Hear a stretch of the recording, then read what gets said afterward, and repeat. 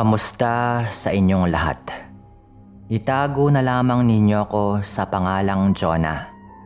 Nais ko lang na ibahagi sa inyo itong kwento ng aking lolo Mariano tungkol sa babaeng niligawan ni lolo.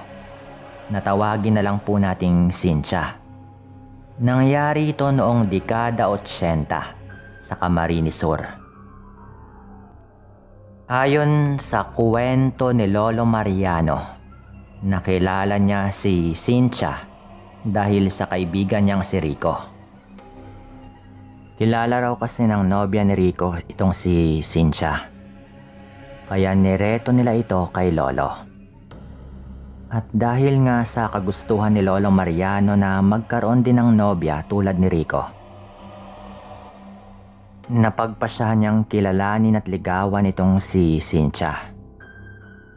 Sa ilang ulit nilang pagkikita, minsan ay nagpaalam si Lolo Mariano na manliligaw ito sa bahay mismo nila.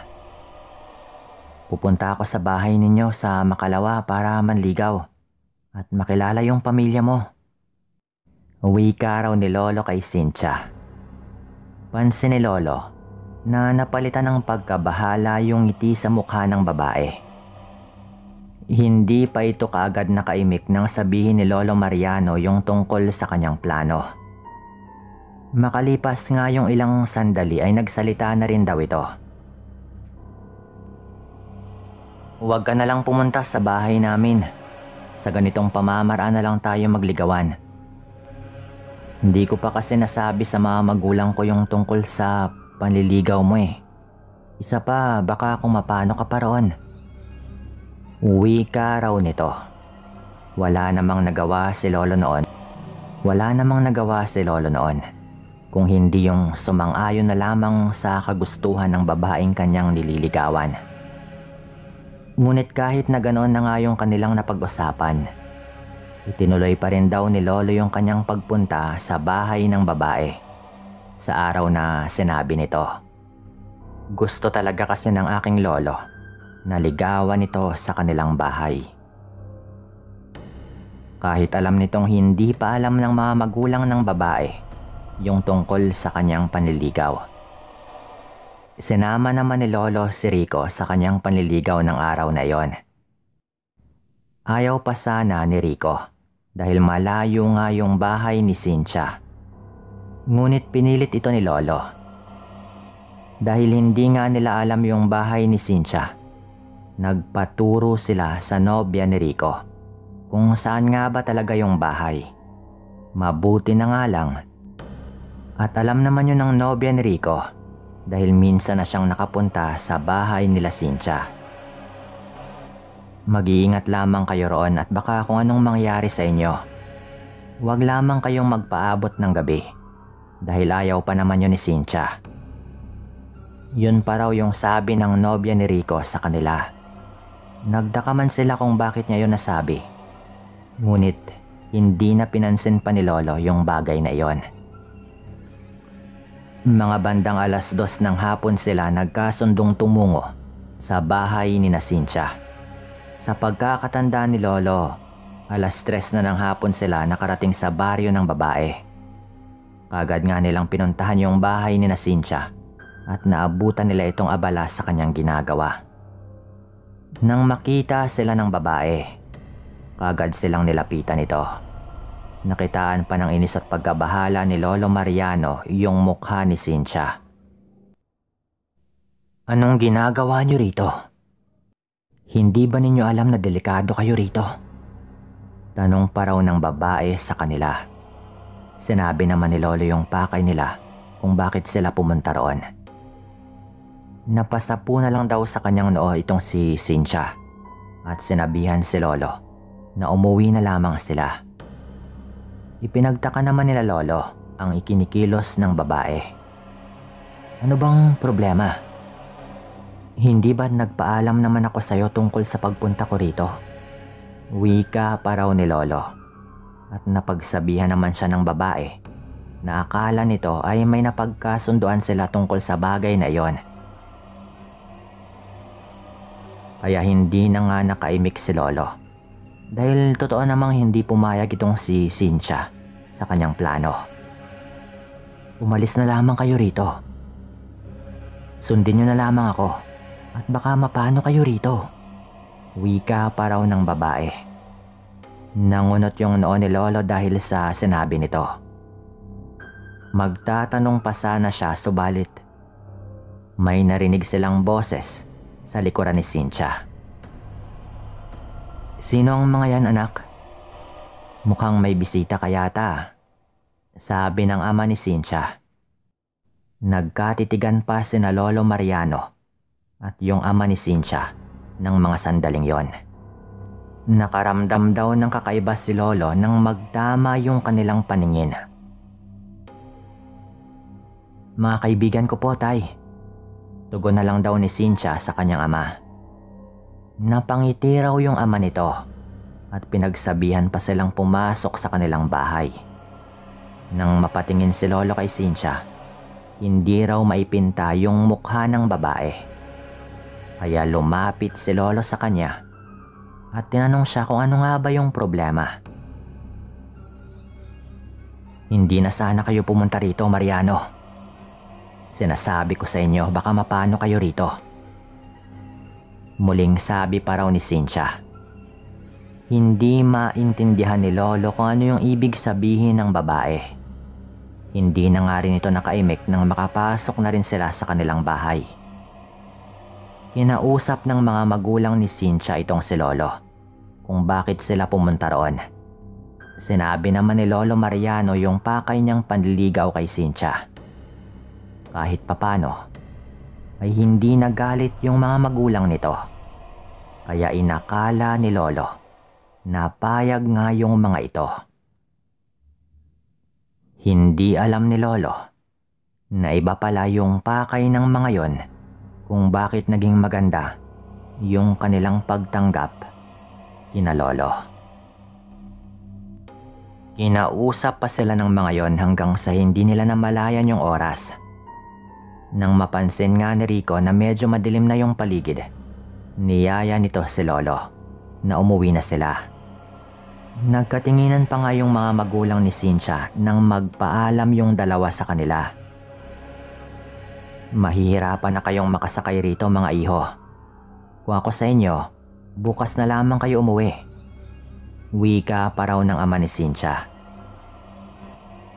Napatingin si Lolo kay Cynthia at kitang-kita nito yung pag-iling ng babae. Ngunit hindi alam ni Lolo kung ano yung ibig sabihin nito sa kanyang ginawang yon. Dahil nga ang mga magulang na rin mismo ni Cynthia ang may kagustuhan na doon sila matulog, hindi na nga nagdalawang isip pa si Lolo. Wala na rin namang nagawa noon si Rico nang sabihin yun ni Lolo sa mga magulang ni Cynthia. Nakita pa nga niyang napangisi ang mga yon, kaya nakaramdam daw siya ng kakaibang kaba. Ngunit dahil nasabi na niyang doon na lamang sila matutulog, hindi na mabawi ni Lolo ang mga katagang kanyang binitawan. Nang magkaroon naman ng pagkakataon si Cynthia na makausap itong si Lolo Mariano, hindi na nga nito inaksaya pa yung pagkakataong yon. Hindi dapat kayong matulog rito. Dapat ay umalis na lamang kayo. May mga masasakyan pa kayo paalis ng baryong ito. Wika pa raw ng babae kina Lolo. Ipinagtaka ni Lolo kung ano nga ba yung ibig sabihin nito. Ganoon na lamang yung gulat nila nang muling magsalita yung babae. Patawad sa paglilihim ko. Pero mga aswang kami. Aswang yung pamilya ko. Kaya mas mabuti nang umalis kayo rito kung ayaw niyong mapahamak. Wika pa raw ni Cynthia. Nagtitigan lamang silang tatlo ng mga sandaling yon. Hindi makapaniwala si Lolo Mariano at itong si Rico sa kanilang narinig mula sa babae. Talagang hindi sila makapaniwala. Hindi na nga nila nagawang ipagpatuloy noon ang kanilang pag-uusap dahil bumalik na rin yung mga magulang ng babae. Pinagsabihan pa ng mga ito sina lolo na handa na yung kwarto na kanilang matutulugan para sa gabing yon. Wala nang nagawa sina lolo kung hindi yung mapangiti na lamang ng pilit sa mga magulang ni Cynthia. Nagpaalam ulit ang mga ito na maghahanda na nga ng kanilang magiging hapunan sa gabing yon. Nang maiwan silang tatlo, muli silang pinagsabihan ni Cynthia tungkol sa pagiging aswang ng kanilang pamilya. Magpanggap kayong natutulog mamayang gabi. Ako na yung bahala sa inyo. Wika pa raw ng babae. Seryoso raw yung mukha nito kaya naisip nilang hindi talaga nagbibiro yung babae. Napatango na lamang sila bilang tugon dito. Nang maghapunan na nga sila noon, pansinin na lolo na parang walang lasa yung karning nakahain sa kanilang hapagkainan. Parang hilaw din daw yon, kaya hindi sila kumain ng ulam at tanging kanin lamang yung kanilang nilantakan. Tiniis daw nila yon. Pagkatapos nilang maghapunan ay nagpahinga na nga rin sila. Tulad nga ng sabi sa kanila ni Cynthia, nagpanggap nga silang natutulog na ng gabing yon. Habang nagtutulog-tulugan sina Lolo Mariano at Rico, narinig nilang marahan na lumangit-ngit yung pinto ng kanilang kwarto kung saan nga sila natutulog. Walang ano-ano, nagsimula ng kabahan sina Lolo nang may maulinigan silang yabag at mahihinang mga bulong. Mukhang tulog na yung dalawang yan. Pwede na nating gawin yung ating plano. Sabi pa raw ng boses na parang ama ni Cynthia. Napatawa pa raw silang dalawa ng mahina at lumabas daw muna sila ng kwarto ni na Lolo. Pagkaalis ng mga magulang ni Cynthia, naulinigan nilang may mga umalulong na aso sa may labas ng bahay at nakaramdam din ng takot sina Lolo. Makalipas nga raw yung ilang sandali, pumasok na sa kwarto si Cynthia. Dali-dali silang pinabangon ng babae at saka sinabihang aalis na sila sa mga oras na iyon dahil wala pa nga yung mga magulang nito. Hindi raw alam ni Cynthia kung saan nga nagtungo ang kanyang mga magulang. Ngunit nagpapasalamat na lamang daw ito dahil pagkakataon na yon para paalisin niya sina Lolo. Mabilis na umalis sina Lolo sa bahay ni Cynthia kasama rin yung babae. Ayon pa rito, kung sakali mang sundan daw sila, siya na raw yung bahalang kumausap sa kanyang mga magulang. Hindi na nga rin lumingon sina Lolo hanggang sa makalayo sila sa bahay na iyon. Mabilis silang tumakbo noon para hindi maabutan o masundan ng mga magulang ng babae. Ngunit sa kalagitnaan ng kanilang pagtakbo noon, nakarinig sila na animoy may mga pagyabag na nakasunod sa kanila. Napalingon sila, ngunit wala naman silang nakikitang tao o kung anumang nilalang na humahabol sa kanila. Dumiretso na lang kayo ng takbo. Huwag na rin ninyong alalahanin ang mga naririnig ninyo. Wika pa raw ni Cynthia sa kanila kaya yun nga raw yung kanilang ginawa. Ganoon na lamang yung takot nila nang sa may harapan nila ay may makakasalubong silang dalawang naglalakihang aso. Napahinto daw sila sa kanilang pagtakbo. Lalo na nang mapansin nilang matalim na nakatingin yung dalawang aso sa kanila. Mapupula yung mga mata nito na animoy nag-aapoy sa galit. Nasa ganon silang sitwasyon nang sa hindi inaasahan, lumundag din sa harapan nila ang isa pang malaking aso. Tila pinoprotektahan daw sila ng isang yon. Kaya naisip nilang baka si Cynthia na raw yon. Gayong wala na sa kanilang likuran yung babae. Umangil yung dalawang aso. Nabatid nilang mga magulang ni Cynthia. Kaya umangil din daw yung isang pumoprotekta sa kanila. Hindi alam ni na Lolo kung ano nga ba yung gagawin nila ng mga sandaling yon. Lalo na't nagkaroon pa rin ng tensyon sa pagitan ng mga naglalakihang aso sa kanilang mga harapan. Kahit meron naman silang ideya na yung magpamilya lang din ito. Sa hindi inaasahang pagkakataon, biglang nagbago ng anyo yung dalawang malaking aso at tumambad nga kina Lolo ang mga magulang ni Cynthia. "Anak, anong ginagawa mo? Hindi ba't dinala mo sila dito para maging pagkain natin? Di ba?" Tanong pa raw ng ama ni Cynthia. Napatingin naman sina Lolo kay Cynthia na noon ay nagbabago na rin ang kanyang anyo. "Hindi ko sila pinapunta rito. Sila ang pusang pumunta. Dahil hindi nila alam na mga aswang tayo. Ayaw ko sanang papuntahin si Mariano rito para manligaw. Ngunit hindi ito nakinig sa akin. Alam kong mangyayari yung ganito dahil hindi nyo makontrol ang mga sarili ninyong kumain ng laman." Wika pa raw ni Cynthia sa kanyang mga magulang.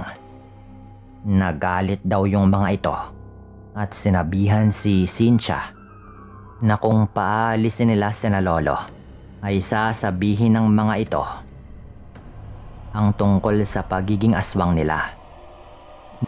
Ngunit nagmatigas noon si Cynthia at sinabihan ng kanyang mga magulang na hindi yun gagawin ni na Lolo. Pinakiusapan ni Cynthia ang kanyang mga magulang na huwag na lamang galawin sina Lolo at hayaan silang makauwi. Umiyak pa raw si Cynthia noon at lumuhod sa lupa at nagmakaawa. Kaya wala na nga ring nagawa yung kanyang mga magulang kung hindi yung sumang-ayon na lang dito. Pinagsabihan na lamang sila ng mga magulang ng babae na bumalik na lamang sa kanilang bahay at magpalipas ng gabi. Nangako pa yung mga ito na hindi na nga nila gagalawin pa sina Lolo. Kaya bumalik na lamang sila sa bahay ni na Cynthia. Sabay umalis naman yung mga magulang nito. Nung nakabalik na nga si Cynthia sa kanilang bahay, humingi raw ito ng pasensya kina Lolo. Nakiusap din siyang kung pwede ay wag na lamang sabihin ni na Lolo ang tungkol sa pamilya nila. Gusto rin daw nilang mamuhay ng tahimik at kahit ganun daw yung kanyang mga magulang, sana'y nabawasan naman ng konti yung kanilang takot sa mga ito. Dahil pinagbigyan nga ng mga ito yung pakiusap ni Cynthia.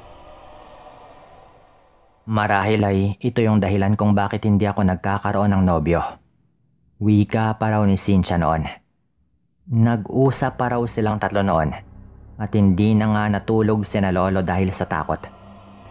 Na baka kapag umuwi nga yung mga magulang ni Cynthia, ay baka biktimahin sila ng mga ito. Bago mag-umaga naman noon, nakauwi na nga yung mga magulang ni Cynthia. Duguan daw yung mga ito. Kaya natakot sina Lolo. Humingi naman ng pasensya yung mga magulang nito sa kanila. At sinabing kumain na lang daw sila ng hayop upang masigurong wala silang magawang masama kina Lolo. At nakiusap pa raw yung mga ito na wag ipagkalat yung tungkol sa kanila. Tanging pagtango lamang daw yung naitugon ni na Lolo sa kanila. Nang lumiwanag na nga rin noon, nagpaalam na raw sina Lolo Mariano.